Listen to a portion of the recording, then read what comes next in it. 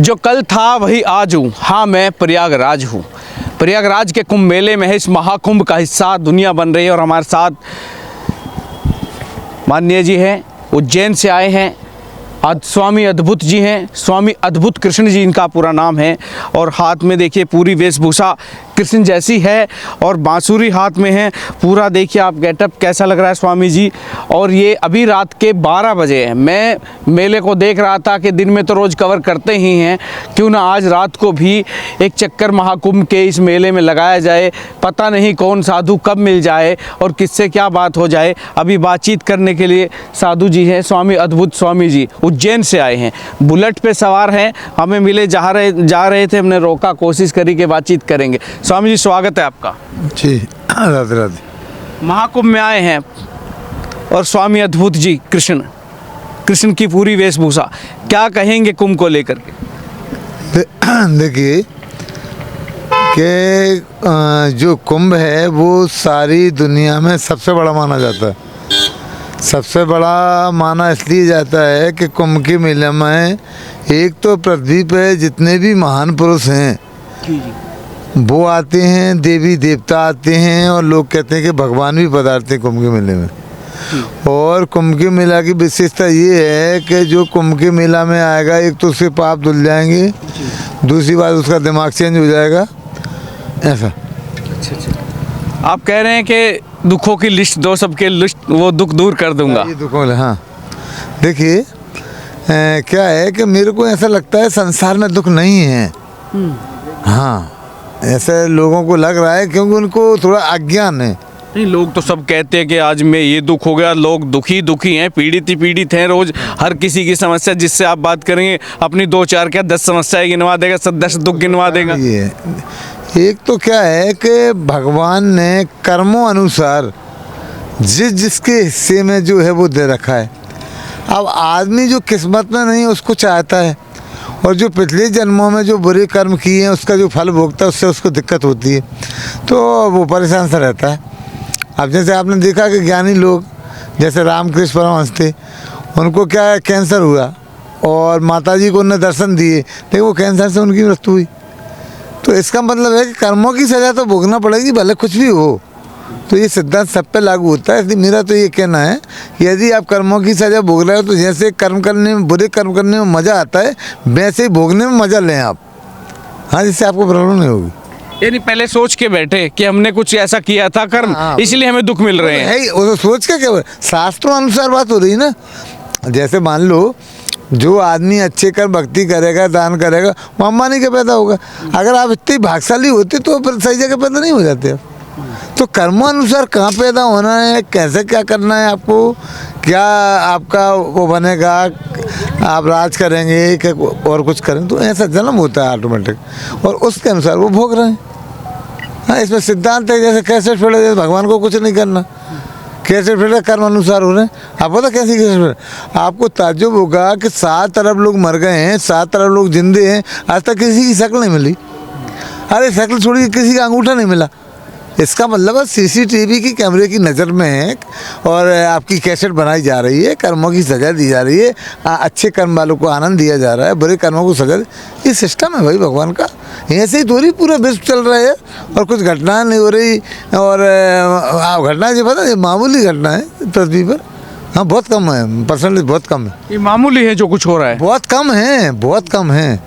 आपको बहुत कम है, खाली हो गया, इतनी कम घटना है। बताइए माना कितना धर्म चल रहा है, पता आपको? मैं ये कह रहा हूँ धर्म बहुत चल रहा है अब, लोगों को लग रहा है। लोग तो कह रहे हैं कलयुग है, सतयुग आएगा। अभी लोग नास्तिक हैं, अब वो दौर भी आएगा जब सब आस्तिक होंगे। अभी तो इतना अच्छा ज़माना चल रहा है, पता नहीं लोगों को क्या बीमारी। मैं ये कहूँगा कि इतना ज़माना चल रहा है कि सारी चीज़ें आपको आसानी से प्राप्त हो सकती हैं। वो सारा सस्ता ज़माना है। माने 100 रुपये में आप सारी चीज़ें खरीद सकते हो। 100 रुपये में पेंट खरीद लीजिए, 100 रुपये में शर्ट खरीद ली, 100 रुपये में जूता खरीद ली। हाँ, 100 में सारी चीज़ें, कितना सरल है बताइए। तो जब इतनी सरल और खाना फ्री है, तो सारी दुनिया में खाना फ्री मिला है कभी आपको? हाँ, भंडारे चल रहे हैं हर जगह सारे शहरों में व्यवस्थाएं की गई हैं कि फ्री में लोगों को खाना खिलाया जाए। ऐसा कभी जमाना है? इतना धर्म, क्या बात कर रहे हो? हाँ, और सनातन धर्म का इतनी जोर से प्रचार किया जा रहा है और भगवान भी उसमें सहायक हो रहा है। जैसे अपने जैसे राजा बनाए जा रहे हैं, जैसे प्रजा का राजा मोदी जी हैं या अपने योगी जी, तो ये किसके द्वारा बनाए गए यार? ये भगवान के थ्रू बनाए जा रहे हैं, कोई जनता के थ्रू थोड़ी बनाए जा रहे हैं। हाँ, ये राजपाट को यहाँ से थोड़ी लिख दिया जाता है, पिछले जन्मों में कर्म किया जाता है जब राजा महाराजा बनते हैं। और फिर आप ये देखिए कि सारे संसार में कितना प्यारा नियम है कि अगर आपका राजा, सीएम या पीएम यदि ज्ञानी है यार और भगवान का भगत है, पता है आपको, अगर कोई व्यक्ति संसार में माला जाप करे उसको दुनिया की सारी चीज़ों का ज्ञान अपने आप हो जाता है, बिना पढ़े लिखे, बिना कुछ कर। तो अब ये तो ये तपस्या करिए तो अब वो तो अपने आप जानते हैं किसको क्या करना किसको नहीं करना। अरे कुछ नेता सर ये कह रहे हैं स्वामी जी कि ये तो मशीनों में छेड़छाड़ करके राजा बन रहे हैं आज के समय के। नहीं, पहले भी राक्षस थे पृथ्वी पर, पहले से चला आ रहा है। भगवान को भगवान नहीं माने लोग हैं, हम आज तो मान रहे हैं। तो ये तो कहने वाले तो कहते रहेंगे, वो तो और दो देखो, संसार में दो पक्ष हैं, एक पक्ष और विपक्ष। जैसे एक देवता है और एक राक्षस। राक्षस अपना काम करेंगे, देवता अपना काम करेंगे, वो चलता रहेगा ही तो पृथ्वी पे। हाँ, ये थोड़ी बंद होगा कभी। हाँ, तो ये जो सवाल उठा रहे हैं वो राक्षस है? तो सवाल ही नहीं उठता। अरे जो जैसे मानस प्लस मान लो, मैं तो राक्षस की श्रेणी कह रहा हूँ, मानस प्लस मान लीजिए, जो उल्टा चल रहा है उसको क्या कहेंगे? देवता कहेंगे क्या? जो बाकी बचा उसको वही तो बोलेंगे। हाँ, और जो अच्छा चल रहा है उसको देवता बोला जा सकता है, और है ही उसमें क्या हो गया? हाँ बताइए, जो अच्छा कर रहा है, जो अच्छा लग रहा है, जो वो देवता तो है ही, और जो उल्टा चल रहा है, गड़बड़ कर रहा है, तो वो राक्षस नहीं होगा। राक्षस की परिभाषा क्या होगी? रावण था, रावण को राक्षस क्यों कर रहे हैं? कि वो ज्ञानी था, होशियार था, लेकिन उसकी कर्म खराब थी। तो आप देख लीजिए, अगर दुनिया में किसी के कर्म खराब है तो आप उसको राक्षस आसानी से कह सकते हैं। जब रावण ब्राह्मण था, ज्ञानी था, उसके कर्म खराब थे, उसको राक्षस कहा जा सकता है। तो अगर आपने इस जमाने में अगर कोई बुरा चल रहा है तो आप ऑटोमेटिक कह सकते हैं कि आप राक्षस। तो अद्भुत स्वामी जी को कब से मन में आया, कब ये नाम आपका पड़ा कि अद्भुत स्वामी जी कृष्ण, और ये कब ये वेशभूषा आपने कृष्ण की वेशभूषा और ये तमाम जो आप दिख रहा है, ये कब से शुरू हुआ? देखिए कि मैं बचपन से तपस्या करता था, मुझे ऐसा ज्ञान हुआ कि बिना तपस्या करे बिना कुछ होगा नहीं। तो मैं तपस्या करता था, मेरे साधु बनने का बड़ा शौक था मुझे कि मैं साधु बन जाऊँ। लेकिन गुरुजी तो मिले, तो गुरुजी बने कर दें। अब अपन मॉडल अलग तरह के थे, जैसे अभी हैं, जैसे अलग तरह के थे। उन्होंने अरे क्या करोगे, अब साधु बन के भलाने लगा अपने। तो कोई मिले महाराज जी, अपने चरण पड़े कि गुरु, उन्हें वो तैयार हो गए। तो हमने पूछा, हम भी कुछ जानकार तो थी, हमने कहा गुरुजी क्या क्या करना पड़ेगा? तो उनने कही आप अहमदाबाद से 400 किलोमीटर घने जंगल में मेरा मंदिर है, चारों तरफ की ज़मीन हमारी है, सारी भैंसें हमारी हैं, है ना। और जब मेरे गुरुजी मरे थे, मेरे नाम में कर गए थे, मैं मरूंगा आपके नाम में कर जाऊंगा। लो साहब, अच्छा। फिर हमने कहा कि महाराज जी ये बता करना क्या पड़ेगा, ये बता दीजिए हमको। तो वो बोले कि सुबह उठेंगे, गोबर वोबर फलाना ढकाना, लंगोटी वंगोटी ये करेंगे आप। हमने कहा गुरुजी आपने भक्ति का तो टाइम ही नहीं दिया, हम तो सारी जायदाद छोड़ के भक्त बनने जा रहे हैं और आप हिसाब किताब बता रहे हैं हमको। हमने मन में सोचा गुरुजी से तो नहीं बोला। तो अब क्या हुआ कि ऐसी गुरुजी से बात हुई। अब उनका एक आधा चेला और आए, तो गुरुजी ने उससे पूछा चेला से कि मैं प्रवचन दे के आया बेटा चेला, तो उसकी जनता वहाँ क्या कर रही थी। तो मैंने कहा यार गुरुजी हैं क्या आपस में, मेरे को ऐसा लगा, मतलब थोड़ा सा मैं जानकार था। तो मैंने कहा और भी कुछ थोड़ा सा उल्टा चल गया गुरुजी। तो मैंने कहा ये तो गड़बड़ हो गई। तो अब गुरुजी थोड़ा सो गए। तो जो अंधा चेला था उसने क्या करा, अंधे ने मेरे सिर को पकड़ने की कोशिश की। तो अंधा आदमी क्या करता है कि जैसे ही सिर को पकड़ लेता है तो छू के वो समझ जाता है सामने वाले को। तो जैसे ही उसने मेरे सिर पे हाथ रखा, मैंने कहा महाराज जी थोड़ा नीचे करें। कि क्यों? मैंने कहा जो आप कहना चाह रहे हैं वो मैं कह देता हूँ, ऐसे गुरु ऐसे चेला नरक में ठेलम ठेला, मैं आपके साथ जाऊँगा नहीं। तो फिर क्या हुआ कि जब मैं तपस्या कर रहा था तो फिर भगवान ने मुझे ऐसा रूप दिखाया कि मैं ऐसा बनूँ और भगवान का भजन करूं और भगवान का प्रचार करूं। तो मैं हमेशा चश्मा भी दिखाया? चश्मा नहीं दिखाया था, चश्मा देखिए आप, चश्मा नहीं दिखाया। मेरा ये कहना है कि भगवान राम और कृष्ण सदा चश्मा लगाते थे। मेरा ये कहना कैसे लगाते मैं बताऊंगा। भगवान राम किसी को देखते नहीं थे, नजरें नीची रखते थे, जो उनका चश्मा था। कृष्ण भगवान किसी को देखते नहीं थे, नजरें टेढ़ी रखते थे, जो उनका चश्मा था। मैं भी टेढ़ा देखता था। तो जो गोपियाँ हैं, जो चाहने वाले हैं, तो वो मुझसे कहती कि हम इतने सुंदर, तू टेढ़ा क्यों थे, हमें तो देख। तो वो नीचे बैठ जाती, दुनिया भर के नाटक करती, लड़ते बढ़ते। तो भगवान ने फिर मुझे बुद्धि दी कि जिस रंग के कपड़े पहने उस रंग का चश्मा लगाएं। तो जब से मैंने चश्मा लगा लिया। और आपको पता, चश्मे से बहुत बड़ी बात है, पता, चश्मे से पाप नहीं हो सकते। आंखें बंद हो गई माने पाप खत्म आंखों की। चश्मे से पूरा थोड़ी दिखता है, धुंधला दिखता है, धुंधला। और देखेंगे जब ही दिखेगा चश्मे में से, आंखें खोले में तो गड़बड़।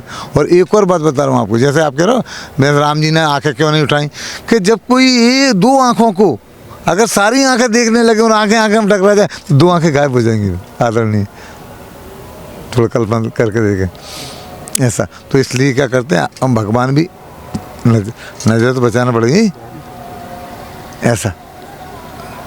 तो कब सोचा आपने? बचपन से ही शौक था साधु बनने का? साधु बनने का शौक था, पर उसका रास्ता सही नहीं मिला साधु का, तो फिर भगवान ने ऐसा बना दिया। तो घर वालों ने कहा ये क्या बना लिया आपने, क्या क्या ये? घर वाले होते कौन है? आपने वो कृपालु महाराज का नहीं सुना? घर वाले तो सब नकली हैं। आपको ज्ञान क्या दिया जा रहा है, यही तो दिक्कत हो रही।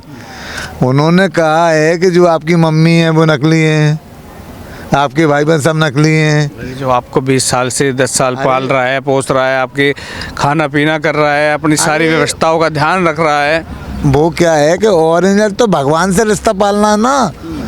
ये शास्त्र क्या बोल रहे कि ओरिजिनल भगवान से प्यार करिए, शरीर का प्यार घर वालों से करिए, आत्मा का प्रेम भगवान से करिए, या नकली रहिए। तो घर जाना होता है? हैं? मैं तो अकेला रहता हूँ, अकेला तपस्या करता हूँ। घर में से क्या होता है? घर में मैं किसी से मिलता, जो मैं आदमियों से नहीं मिलता, किसी से मैं किसी को दर्शन नहीं देता। हाँ, कोई मुझसे मिलने आएगा, मैं मिलता ही नहीं भाई। अच्छा। हाँ, पता क्यों? मेरा ही कहना है कि अगर आदमी आदमी से मिलेगा, अगर आदमी आदमी से मिलेगा तो मर के आदमी बनेगा, गारंटी है। और मेरा यह है कि अगर आदमी आदमी से नहीं मिलेगा तो देवता बनने की संभावना हो सकती है। तो इसका मतलब आप तो कोशिश में है कि देवता बन जाऊं? तो और क्या करूँगा, मैं कोशिश तो करूँगा ही करूँगा। जब ही तो कलयुग में बनना फिर रहा हूँ देवता। अभी सिंगरा क्यों फिर रहा हूँ कि देवता बनने की कोशिश की जा रही कि नहीं कर। तो अब मुझे आपसे देखिए कि ऊपर के देवता मुझे देख रहे होंगे ना? नहीं देख रहे हो? क्या बात कर रहे हो? अरे देख रहे होंगे जी, आधी रात को यार जी मॉडल यार देवता बना फिर रहा है यार, हम जहाँ से देख रहे हैं उसको। तो मैं पता, और एक बार और कहना चाहूँगा कि ये जो जनता जी है, ये सीधी सादी आत्मा है जी। हाँ, इनसे कुछ भी कर दो हाँ कह देते हैं। हाँ, पता नहीं क्या भगवान ने कितना सीधा बनाया। तो इन्हें तो उल्लू बनाया जा सकता है, ये तो कोई भी कुछ भी मान सकता है। लेकिन माना जब देवता आपको मान जाए और जान जाए, जब माना जाएगा कि आप ज्ञानी और होशियार हैं। तो अद्भुत स्वामी को क्या लगता है कि देवता मान रहे हैं कि नहीं? अरे मानेंगे ही मानेंगे। अरे आपको एक और बात बता दूं कि रामायण क्या चिल्ला रही है, भागवत क्या चिल्ला रही है, गीता क्या चिल्ला रही है, ये सारे लोग जो प्रवचन दे रहे हैं ये क्या चिल्ला रहे हैं? हाँ, जो राम राम सीताराम जो मंत्र, वो क्या कह रहे हैं कि सुधर जाओ, जैसे राम जी थे वैसे बन जाओ, जैसे कृष्ण जी थे वैसे बन जाओ। कृष्ण कौन थे पता है? कृष्ण विश्व का योगेश्वर सन्यासी। हाँ, अब समझे तो सही कोई ज्ञान। कृष्ण भगवान कौन है? विश्व के योगेश्वर सन्यासी, शास्त्रों के मुताबिक। हाँ, अब आपको ये ऐसे कैसे पता कैसे कि बिन पग चले सुने बिन काना, कर विधि कर्म करे विधि नान। बिना आँखों के देखता है, बिना कानों के सुनता है, बिना, उसका नाम है भगवान। हाँ, तो जो सीधे बोले हैं, आप जनता कह रहे हैं इनको कुछ भी, इनको थोड़ा तो बताओ, इनका भी तो मन होता होगा कि हम भी बन जाए कभी, हम भी देवता बन जाए, हम हर बार इंसान बन के क्यों दुखों का बोझ ढोए। ये तो बगल वाले को प्यार कर रहे हैं ना चक्कर। ये तो है भैया, अरे बेटा मुन्ना पप्पू, अरे अब भैया अब देवता कितने डरे। ये एक और कहना चाहूँगा कि एक भगवान है एक, और एक पत्नी भगवान, एक नारी भगवान, नारी बोलूँ, एक नारी भगवान है, एक भगवान, एक नारी भी भगवान है। आपको पता भगवान कृष्ण ने, भगवान विष्णु ने नारी अवतार रखा, मोहिनी बनी थी। इसलिए नारियों की मान्यता है कि भगवान ने रूप रखा था नारी का, इसलिए नारी की इज्जत की जाती है, नारी का मान सम्मान किया जाता है, नारी को सजाया जाता है, ऐसा। लेकिन आजकल जो नारी हैं उनके बारे में क्या कहेंगे? जो सोशल मीडिया का दौर है, इंस्टाग्राम, आप फेसबुक देखते होंगे, दिन रात ऐसी रील्स वायरल होती हैं कि परिवार में बैठ के देख नहीं सकते। इतने कम कपड़ों में आजकल की माँ बेटे के साथ नाच रही है, बेटा माँ के साथ नाच रहा है, युवा लड़कियाँ नाच रही हैं। नहीं, ऐसा नहीं करेंगे तो आपको कलयुग कैसा नजर आएगा? आप बता दो। आप इतने में तो अभी तो कह रहे थे आप कलयुग है, जब हम कह रहे कि नहीं है तो आप कलयुग पे आ रही थी, तो कलयुग दिखाने के लिए कुछ तो दिखेगा। अब आप सारी चीज़ सनातन धर्म चले गए थे तो सतयुग तो पूरा हो गया 100%। अगर थोड़े बहुत कुछ हो गया तो इसे कलयुग मान लीजिए, आपको दिक्कत क्या हो रही? अच्छा, अगर चल रहा है और थोड़ा बहुत अगर आपको कलयुग लग रहा है और कम हो गया तो क्या हो गया? आपको प्रॉब्लम क्या है? जब भगवान को प्रॉब्लम नहीं है, ऊपर वाले को प्रॉब्लम नहीं, तो आप जज क्यों बनना चाह रहे हैं भैया? हाँ, यही तो पाप है। जैसे मान लो कोई आदमी किसी कोई है, अब आदमी पाप क्या होता है पता है? बहुत बारीकी से पाप करता आदमी और निरंजन करता है, मानता है नहीं, इसलिए तो भोगता है, इसलिए तो सारे संसार में कोई सुखी नहीं है। हाँ, निरंजन पाप करता, कैसे करता पता? बारीकी से बता रहा हूँ। जैसे ये लोग घूम रहे हैं, ठीक है, इनने किसी भिखारी को देखा, साला भिखारी कर्मों की सजा भोग रहा होगा। आप पुलिस वाले को साले पुलिस वाले बन जाते हैं, कहीं के साथ अरे साला को लंगड़ा मानने अपने जज बने फिर रहे हैं और अपना डिसीजन देते फिर रहे हैं। अपना लिए कुछ घटना घटी तो उसमें पक्ष विपक्ष में हो जाती, आपको घटना से क्या लेना लेना? आप पुलिस वाले नहीं है, जज है नहीं है, कोई नहीं, कोई मरे कोई जी, आपको चर्चा क्यों कर रहे हो? तो वो क्या कर रहे हैं कि जो घटनाएं पाप होती है उसका रिवर्स होके आदमी चर्चा करके वो भी पापी बन जाता जानबूझ के। तो ये ऐसे फिर बार बार जन्म ले रहे हैं, बार बार दुखी हो रहे हैं और उन्हीं को ठग रहे हैं। सब में भगवान है, पता है? बता, सिया राम में जग जानी, बागेश्वर धाम, सब रे जितने भगवान को प्रेम करते हैं, क्या कर रहे हैं? आप में ही भगवान है। तो फिर भगवान को ठगा क्यों जाएगा? और भगवान को ठगा जाएगा तो सजा दी जाएगी, उसमें क्या हो गया? हाँ, तो हर आदमी को ठगता है, मन भगवान को ठग रहा है ना, खुद को ठगा रहा है ऐसा। इसलिए तो हम पैसे नहीं लेते, क्या वो धोखे से ठगा ना हो जाए, कोई हो ही जाएगा धोखे से। हाँ, हो ही जाता, ऐसा पाप हो जाता। तो आप बचे। एक शख्स आपको पैसे दे रहे थे, आप कह रहे थे पैसे नहीं चाहिए, मैं तो पैसे वाला हूँ। हाँ, मैंने पैसे वाले इसलिए बोले, देखो किसी से आप मोहब्बत करें, किसी से शादी कर लें तो उसकी सारी संपत्ति आपकी हो जाती। अब मैं सैया भाई गोतवाल तो डर का आएगा, मैं हूँ कृष्ण भगवान और मेरा खसम कौन है? कृष्ण भगवान। मैं आत्मा हूँ, मैं कोई आदमी तो हूँ नहीं। अभी तो मैं मॉडल बनना फिर रहा हूँ, लेकिन अंदर से कौन हूँ मैं अंदर से तो मरा हुआ हूँ एक तरह से, क्योंकि मैं हूँ आत्मा। जैसे ज्ञानी लोग क्या करते हैं, भगवान क्या बता रहे हैं कि तू आत्मा है और मैं परमात्मा हूँ, और आत्मा का संबंध किससे? परमात्मा। तो मैं आत्मा की शादी किससे कर रहा हूँ? परमात्मा से। ऊपर बनने से तो कुछ फर्क नहीं पड़ रहा, अब लोगों से शादी तो कर नहीं रहा मैं। तो आत्मा की शादी किससे हो गई? परमात्मा से। तो सैया भाई कोतवाल तो डर का आएगा जब हमारा खसम ही तक अरबपति क्या बोलूँ, सारा संसार ही उसका, सोने चांदी हीरे जवाहरात तो सारे मेरे नहीं हो गए? बिल्कुल। बताइए, जब हमें इतने पैसे, कितने पैसे वाले क्या बता, अब आप समझ लीजिए, मैंने कल्पना करके दिखाई, तो सारा माल मेरा ही तो है, तो सब मेरे ही तो हैं। बिल्कुल। सब मेरे ही तो, इनको ठगा कैसे जा सकता है, इनसे लिया कैसे जा सकता है? बताओ, बात वहीं लौट के वहीं आ जाती। हाँ, ऐसा। लेकिन लेते हैं ना सब, तभी उसने शुरुआत की। अब उन्हें ज्ञान तो हो इस बात का, जब तो वे नहीं लें, हमें हुआ तो हम नहीं ले रहे। जैसे देखिए, दो चीज़ें हैं, एक चीज़ आदमी को पसंद आती, जैसे हमारा कोई भी चीज़ है, कोई कहता है कि इसका सेवन करवाइए आप नरक में चले जाएंगे, एक कह रहा स्वर्ग में चले जाएंगे। तो जो नहीं मानने वाला वो तो जाए नरक में, जाए चाहे स्वर्ग में, उसे तो इस्तेमाल करने से मतलब है ना। तो अब उसको क्या किया जा सकता? तो उसका कोई इलाज नहीं है ना, वो तो नरक में जाने तैयार है कि मैं नरक में जाए, मैं तो करूँगा, अब उसको क्या कर लोगे? अब वो तो वही राक्षस में आ गया क्या? नहीं, हाँ, मानेगा नहीं। सिस्टम है, उनकी भी ज़रूरत है। हाँ, राक्षसों की 100% ज़रूरत है, नहीं तो बात ही खत्म हो गई ना, घटना घटेगी नहीं। सतयुग तैयार। सतयुग का मतलब क्या है? कि लड़ भिड़ नहीं रहे, एकदम राज आ गया, राम राज आ गया, ये सतयुग हो गया। और कलयुग में थोड़ी सी बात पे मार धाड़ हो गई, गाली गलौज हो गई, कटपट गई, यही तो है। हाँ, चलिए आखिरी सवाल आपका कार्ड में देख रहा हूँ, इस कार्ड पे लिखा है दुखों को दूर भगाता हूँ, सुखों को नज़दीक लाता हूँ, इसलिए अद्भुत स्वामी कहलाता हूँ। लाइए दुखों की लिस्ट, मैं हूँ सुखों का स्पेशलिस्ट।